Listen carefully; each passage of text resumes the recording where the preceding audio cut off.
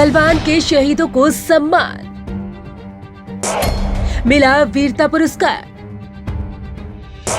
सम्मान से बौखलाया चीन, सरकारी अखबार ने उगली जहर। पिछले साल 15 जून को गलवान घाटी में चीनी सैनिकों से लड़ते हुए शहीद हुए सभी 20 भारतीय जवानों को वीरता पुरस्कार से नवाजा गया है। इन शहीदों को दिए जाने वाले पुरस्कारों में एक महावीर चक्र, 4 वीर चक्र और 15 सेना मेडल शामिल है। हिंसक झड़प में जिंदा बचने वाले एक जवान को भी वीर चक्र से सम्मानित किया गया है, लेकिन इस सम्मान के बाद अब चीन जरूर बौखलाया हुआ नजर आ रहा है।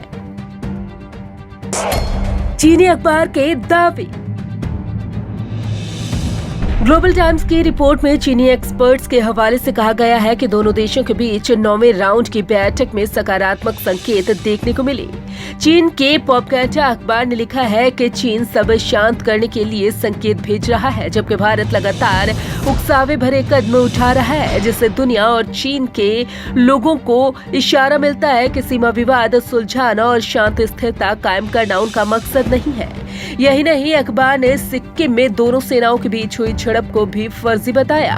Centre for Asia Pacific studies के Shanghai institute for international studies के डायरेक्टर झाओ गानचिंग के हवाले से अखबार ने दावा किया है कि महामारी, आर्थिक मंदी और किसान आंदोलन की वजह से भारत की सरकार शर्मिंदा है और चीन विरोधी कदम उठाकर घरेलू मुद्दों से ध्यान हटाना चाहती है। शहीदों को सम्मान। जवानों की इस शहादत ने पूरे देश को एकजुट कर दिया था और अब उन्हें वीरता पुरस्कार से सम्मानित कर देशवासियों ने उनका शुक्रिया अदा किया है।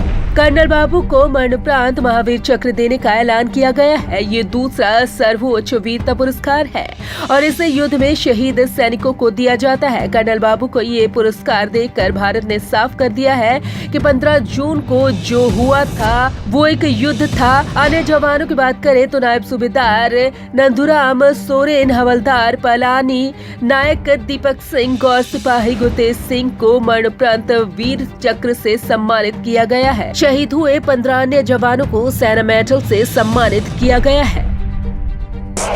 455 वीरता और अन्य सैनिक सम्मानों को मंजूरी।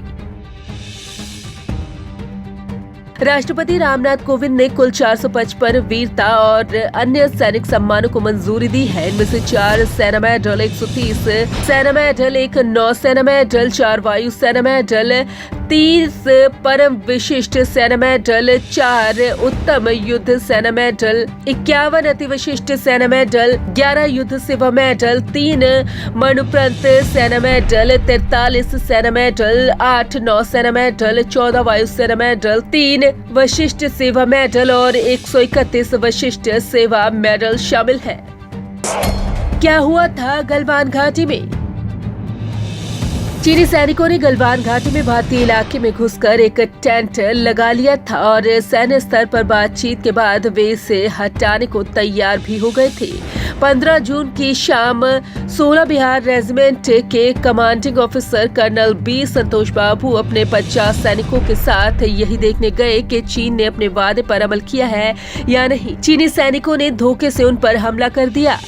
थोड़ी ही देर में दोनों तरफ के और सैनिक भी मौके पर पहुंच गए और लड़ाई बढ़ गई। ये पूरी लड़ाई एक चोटी पर हो रही थी और इसी कारण कई सैनिक नीचे नदी में भी गिर गए या विरोधी सैनिकों ने उन्हें धक्का मार दिया।